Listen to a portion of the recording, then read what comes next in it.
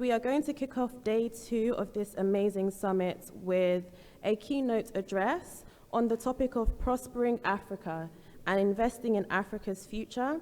So in that case, I'd like to invite to the stage PK, an iconoclast, futurist, Forbes book author, and a dynamic thoughts leader. If we can give him a round of applause, please. Good morning, everybody. I'm sure you had a great night. For those of us who've been here since yesterday, I know you had fun, and hopefully to be more fun today as we continue to learn, grow together, right? It's always a blessing for me to speak to the promise of the African continent. I am of the view that there's so much opportunities yet untapped within our great geography, and that the best of what we know about our continent is the least of what we actually have, and that a lot of what is called natural resources are essentially disadvantages in the 2000s. So there is no reason to be excited about all of the popularity and traction we've built within the fact of having a lot of natural resources, right? In the 2000s, to have a lot of land and gold and uranium and crude oil and all of that makes you the factory of the world.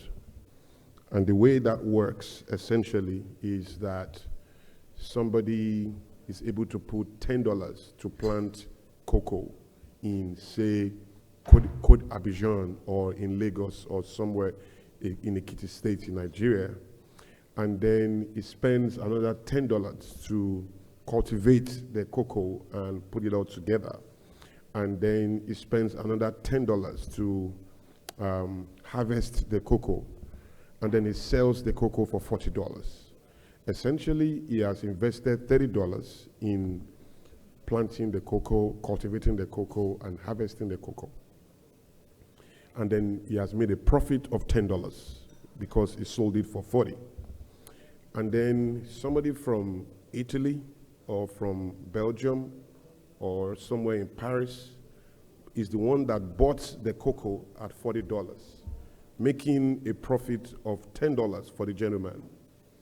And then the guy goes away like he's gone forever, except that he's coming back. He only gave the cocoa seller a temporary idea of value to give him a consolation of a balance of power. In the real sense of time, this gentleman from Italy or from London is coming back. While he's away, the gentleman who sold the cocoa and made $10 has renewed his rent, probably bought a new car, took his kids from the school they were attending to a more expensive school, spending and enjoying his $10, basking in the euphoria of his prosperity. And then 6 months down the line, the gentleman from Italy or London or Belgium or Paris came back with chocolates. And those chocolates are going to be $60. And now, when he came back, don't forget, our friend has deep dived into his $10 profit. He doesn't really have $40 anymore. But his children and himself will have to eat that chocolate. And the moment he pays for that chocolate, he's going to pay for it on some form of credit, because it's $10 that he used to invest, the $10 he used to cultivate, the $10 he used to harvest, and the $10 he got for profit are all still inside the $60 that he's going to pay for chocolate. So this guy never prospered. He was given a consolation of prosperity at some point, allowed to pretend that he's okay, while his robber is going to return 6 months after to strip him of all he gave him and more. And the latter end of that man will be worse than his beginning. And part of that is true for gold, is true for uranium, is true for, we give gold to somebody somewhere in Europe, or diamonds. We rejoice that we've sold something. They come back to sell more expensive bangles, more expensive chains, more expensive jewelry for the same things that we thought we had, and the same prosperity we thought we knew. For nations with crude oil like Nigeria, the refineries are pretty much HIV positive. I'm sorry for anybody struggling with that. But assuming they can be cured. So the crude oil has to be taken to some other country, refined, sold back to our people at, of course, by far more expensive numbers. So the reality is that to be able to pride ourselves in natural resources just keeps us as the factory or the warehouse of the world. We now know that economies really grow with finished goods, whether tangible or intangible. Finished goods are the key to economic strength, particularly those that are authored in digital format today. And so the borderlessness that is being created in a technocracy where all ideas are governed by technology and managed by technologies, which is the character and the strength of the future. That, ladies and gentlemen, is the kind of place that Africa has to think seriously about. Today, our embarrassment is to produce what we don't consume, to consume what we don't produce. And of course, there's no individual or any economy or company that can survive on that equation. For every £1 we receive in aid, we give back 14 pounds in trade restrictions. Again, we've never been helped because favor is not free. And people get comfortable with the idea of being supported and being helped. For every degree of favor that you seek, whether you're an individual, a company, a family, or a nation, for every degree of favor that you seek, you lose a level of freedom. Whether you are aware of that loss or not, there's always an opportunity cost for the things you assume to be getting for free. Agendas are the strength of the universe. Every human being laces its value with some form of interest or agenda at different levels. And it doesn't matter what you think you are getting for free, somebody is coming back with a different angle or at a higher elevation or at a higher resolution to take back not just what you were given, but much more than you were given. And so at the end of the day, balance of power is that I have something of such intrinsic value that I can share with the world at a level that allows me to sit equally on the table, wherever that table is or whatever that table represents, right? And until we begin to think at that level and we begin to cultivate our power or curate our power on those kind of lines, we continue to be taken very weakly on seriously in the Committee of Nations. The joy, however, is that a bigger thing is happening in Africa, and that's our population. In another 50 years or 30 years or 25 years, we will see an African population running to over 4 or 5 billion people. That population, however, is people between age 31 and below. Most of our people are 25 and even below, right? So that is future energy. That's future power. By 2030, 4 things would define the universe as we know it, the whole world as we know it. It has already started since 2018. COVID came to deepen it, and it's getting deeper and deeper.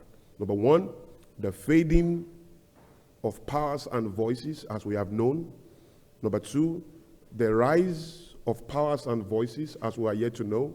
And number 3, the rise of underdogs, no-name boys and girls, men and women rising to prominence at a level unprecedented and unimaginable. This is the promise of the future. Africa is the only continent in the whole world that is getting younger every year, right? In every other geography, in every other climate, people are not dying, people are not procreating, and so populations are getting older and older. And like I said yesterday, by 2030, there will be more grandparents in the world than grandchildren. And there will be more products for grandparents. There will be more services for grandparents. The idea that the workforce will be filled with Gen Z is essentially, a lot of naivety.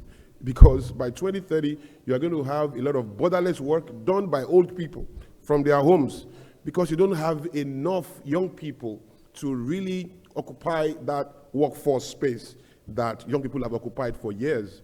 And so what you are going to find is an incredible partnership between the old and the young.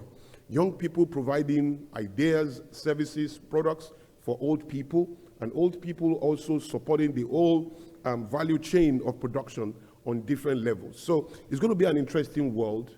We're going to see improvements in healthcare, in how we'll experience daily contemporary life, bordering on how we live, how we love, how we work, how we play, and how we die. And all of these 5 areas pretty much represent what is called culture shaping today. And the products and the ideas that can sit in those 5 areas, again, how we love, how we play, how we work, how we live, and how we die. It doesn't matter whether it's Facebook or Twitter or Instagram or TikTok or Thread. It doesn't matter, right? They are all trying to play a role in 1, 2, 3, 4, or all these 5 areas. And so the reality is that we are the biggest population in the world. The best place to invest in today is Africa. And the numbers say so. If you go out of your way to go check what the figures are saying, you see that the potential for growth is resident nowhere else but here. All our problems that we call are all awaiting creative innovators, awaiting adventurers, entrepreneurs who will take responsibility for the solutions that will greet those problems. And so what kind of hope do we have as a people? I think somewhere by 2050, if I'm correct, there will be more black people working than white people living. And please don't get me wrong, I'm not against anyone or trying to be sentimental on race, but the idea is that we are procreating faster, even though we are supposed to be dying more than any other geography in the world, with shortage of food, lack of water, all kinds of diseases and all of that. But for some reason, our procreation is incredible. We are producing babies at a pace unimaginable that far arrests whatever losses we have in body counts, right? So the advantages are incredible.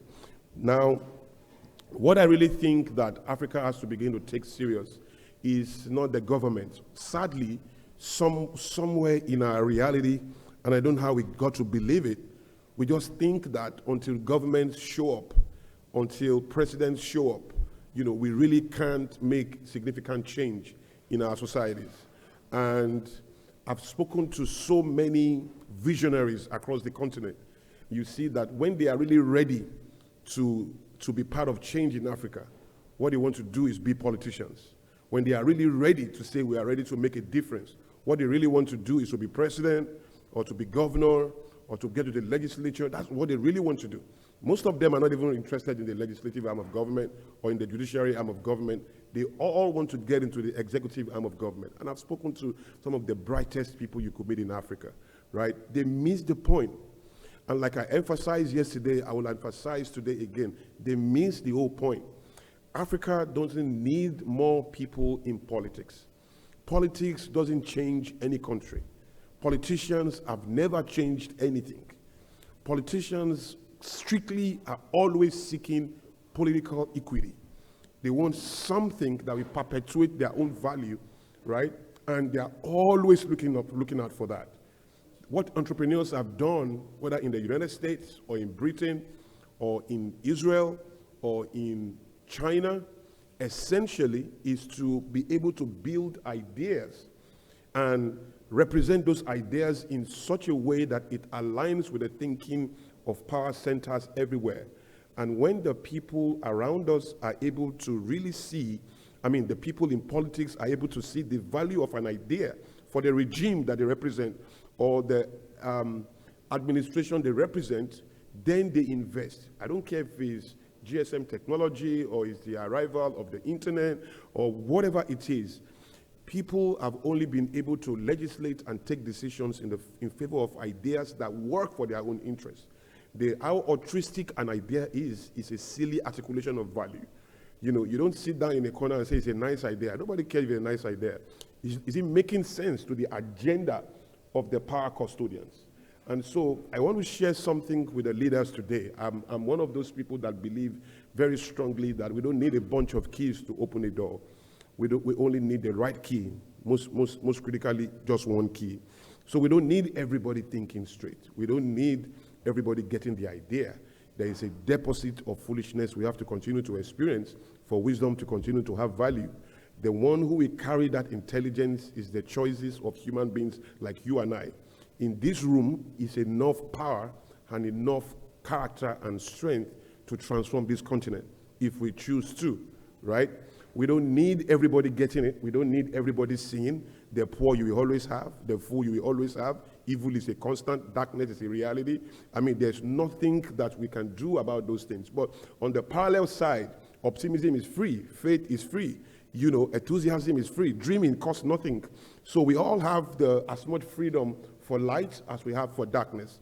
And so a new type of thinking, though, has to come to the table.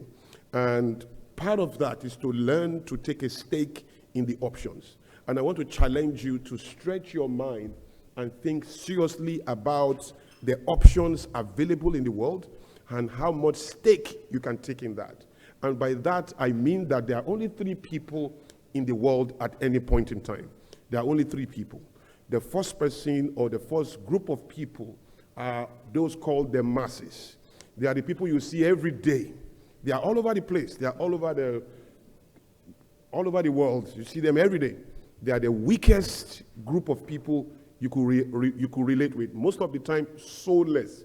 Most of the time, you know, lifeless on many levels. And I'm not saying that to be condescending. It's just the reality that, whether we like it or not, they are a group of people, otherwise called the masses.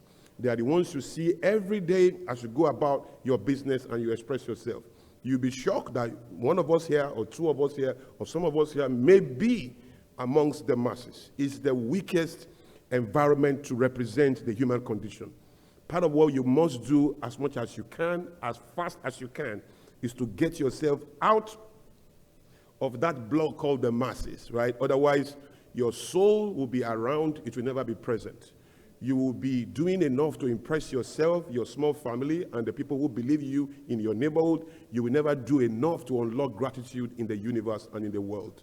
For you to be that present, and for society to know that you are here, and for the world to document you in its history, and to recognize you as a force, you will have to intentionally take yourself out of that group called the majority. Now, if you stretch further, you now have the second group of people, those you see when they are revealed. And I say this sadly, that is where most people who are thinking want to be. Who are those people you see when they are revealed, when they are appointed, when they are chosen, when they are elected? CEOs, public office holders, entertainers, newscasters, culture shapers as a whole, you know, political appointees, the people you see representing some office. Now, the people you see when they are appointed, or when they are elected, or when they are revealed, are the ones who control the people you see every time, otherwise called the masses. So those you see when they are revealed, when they are appointed, control those you see every time. But there's another group of people, the people you don't see at all. You see, the people you see every day at the masses, the people you see when they are shown control the people you see every day, but there is a group of people you never see. They control the people you see when they are appointed. And they are the guys that are the game changers. They are the real people to see and to be part of. Now, let me tell you how that protocol works very quickly. So it used to happen that choices is the machination for controlling people. So whether you call it slave trade or you call it colonialism or whatever you call it, it is all an attempt to control human choices. Now listen to this. The human being is incapable of enduring known manipulation. No human being is capable of enduring it. If you want to manipulate a human being, you have to do it reverse. You have to do it from the back with some form of virus. He must not know, she must not know you are trying to manipulate him. The day he finds out is the day his rebellion begins. And if you really have to manipulate him, you have to do it covertly, intelligently enough for him not to know. So when slave trade came, we didn't figure it out. It was trying to control our choices, tell us what to do, how to do it, who to do it with, where to go, where not to go. And whether you call it slavery or being a victim or being a slave, they mean the same thing. A slave, a victim, and a poor person are all human beings who are incapable of controlling their necessary due human experiences. The moment you have lost control of your necessary due human experiences, you are now either poor, or you are a slave, or you are a victim. When you are truly free, it is that you can, by your own choice, manipulate, control, stretch, or distretch your necessary due human experiences. So you find that when colonialism came, when slave trade came, all it was doing was telling us what to do, how to do it. We found out, and the moment we found out, we rejected it, and then slave trade became colonialism, doing the same thing, telling us what to do, controlling our choice, where to go, where not to go. We found out, we rejected it again. Then it morphed into, say, apartheid. And then we found out, and we rejected it again. It morphed into military rule across the continent. We found out, we rejected it, and we've continued to reject everything. And then some people have sat down, maybe they didn't meet, but I know there is some form of consensus, tangible or intangible, to say, we can't continue to control their choices. Because every time we try to control their choices, they find out, and it morphs into some type of rebellion that set them free. What can we do now to perpetuate their slavery? We got it. What to do is to actually give them control over their choices, as opposed to trying to control those choices. Are we together? So what we began to do was employ religious leaders, pastors, imams, influencers, public office holders, entrepreneurs who shape culture, bring everybody together and remind them that their choice is their greatest power, and encourage them to teach their constituencies, husbands, wife, tell your children, spiritual leaders, tell your members, pastors, tell your members, imams, tell your members, teachers, tell your students. Tell them nobody should control their choices. Let them know their choices is their greatest power. Let them know that their strength really is to never allow any human being control their choices. Fight for your choices. Rather die than allow anyone control your choices. For example, votes. Don't sell your vote. Make sure nobody takes your vote from you. Your vote is your greatest power. Die for that vote if you have to, but let nobody control it. Except that we give you control over your choices, but we take our own stake in the options. Now, by the time we take our stake in the options, we arrest your power to choose. What is your power to choose if you have to choose one of three fools? Your power to choose is useless, even when you are told to protect your vote and to teach you all the skills of knowing how to vote. You now know how to vote, except that you missed a line, which is the emergence of the options. The people who determine how the options emerge are the real power centers. They are not partisan. They take a stake in all the options. So whether you choose A, B, or C, you are choosing us. You see what I'm saying? So what they really do is to take a seat amongst the emergence of the options. They do it every day. You say, I prefer Facebook. Sorry, I hate Facebook. It's everybody's platform. I'd rather sit on Instagram. Well, you are still buying one person, Mark Zuckerberg. Somebody says, well, I don't like Toyota, it's everybody's game. I'd rather drive a Lexus. Well, you are paying the same company. Somebody says, well, puke milk is useless. Puke milk is the milk in Nigeria. I will never sit with 3 crowns. 3 crowns, everybody's milk. That is milk of the poor. Well, whether you buy 3 crowns or you buy puke milk, you are paying the same company. Some people say GoTV is cheap. You have the cheapest programs on GoTV. I'll pay for DSTV. That's the premium. Whether GoTV or DSTV, you are paying the same companies.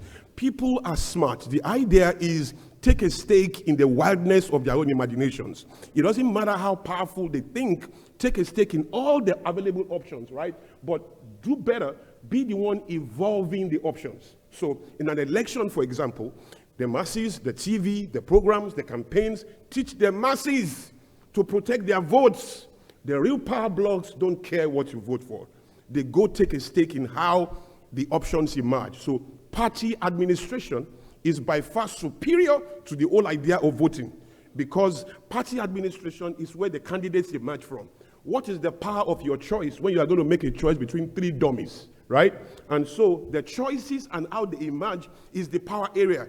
So I never talk to young people to go learn how to vote. I tell them, learn how to engage, learn how to sit in the rooms, learn how to be part of how the options emerge, because that is where the real game changing happens from. Are we on the same page? And so you have to ask yourself, whatever industry you play in, I've seen a lot of commitment to teach entrepreneurs.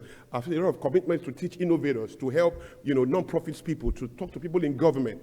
Listen, all of those things are very shadow way of experiencing change. Because at the end of the day, something more intrinsic, non-partisan, is working as a virus, as a program, beneath all that you see, and running the options that you have.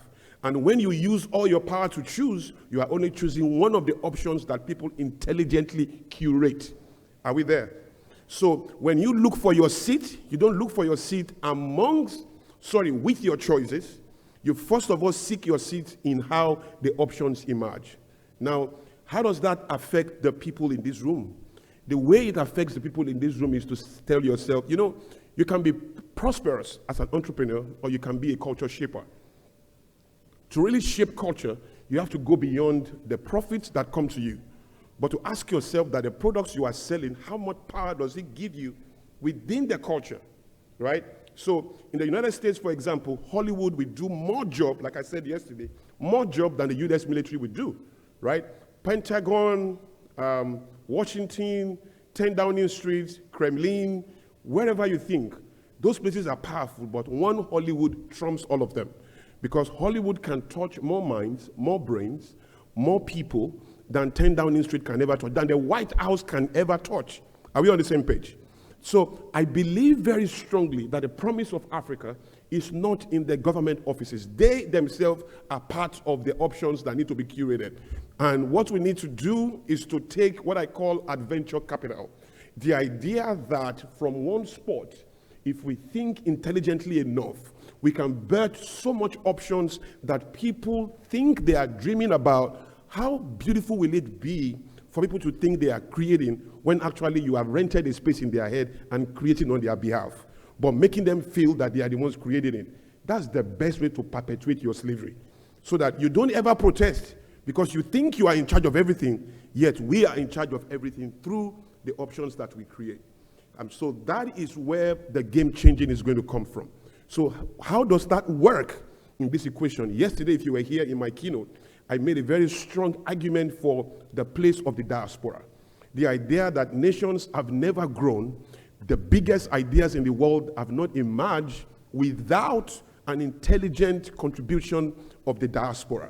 The argument that we have to get people in diaspora to come home, like a lot of that has been done in Ghana, is, I'm sorry to say, very weak. We don't need people coming home. We need ideas coming home. And the movement of ideas is the strength of change, right? Bill Gates doesn't live in Africa, but Microsoft is everywhere. Mark Zuckerberg doesn't live in Africa, but Facebook is everywhere. Meta is everywhere. Apple, Steve Jobs never lived in Africa. Tim Cook doesn't live in Africa. But guess what? The whole of Apple phones and Mac and all of that are all over the continent. The movement of the body is luxury. The movement of ideas is more seamless, it's more transferable, it's more borderless. And that is where we have to camp. And as I close, the challenge is to be able to say to ourselves, how do we birth those kind of ideas? How do we run ideas that actually practically put politics out of the game and allow politicians to think they are making decisions when actually we are making the decisions for them? That's adventure capital. We take a stake in all the options. We begin to build ideas that shape culture, that impact on how we live, how we love, how we share, how we play, how we die, and begin to put those options before the government, aligning it with their own agenda.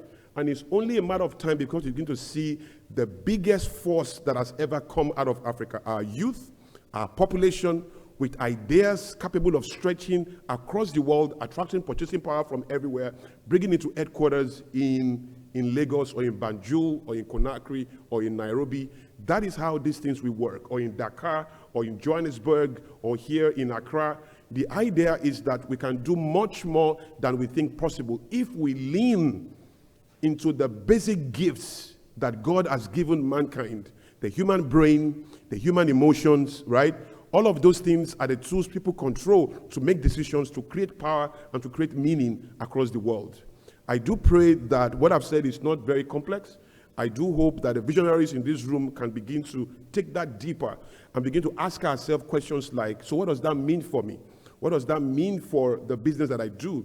What does that mean for the interests that I have embraced? What does that mean for how I define change? Because, ladies and gentlemen, whether we like it or not, like I said yesterday, and like we all agree, nobody's going to give us what we deserve. We are going to get what we negotiate and what we negotiate intentionally. And so I'm interested in how powers emerge. I'm interested in how we curate this type of things. Now, somebody said we need to end white domination in the world and promote black domination. And I said, that is prejudice. That is us running away from the reality of what has happened in our history and trying to replicate another form of it. We don't need vengeance in the world. Whatever has happened to history has happened. Today, we don't need to upset anything. We don't even need to revenge anything. We just need to communicate that we can coexist, but on balance of power. And that comes from ideas, that comes from products, that comes from services. And when we produce at that level, we will be taken seriously in the Committee of Nations, where nobody needs to lose for us to gain. And nobody needs to gain because they can identify our own weakness and losses. We can all gain. It's called win-win. And on that table, power centers will be comfortable to engage, give you a space on that table because you are not there to disrupt or to really challenge anything. You are just there to ask for what is rightfully yours, right? God bless you. And I hope this sets a stage for the further discussions we are going to have here. Do enjoy the program and have a beautiful time. Thank you.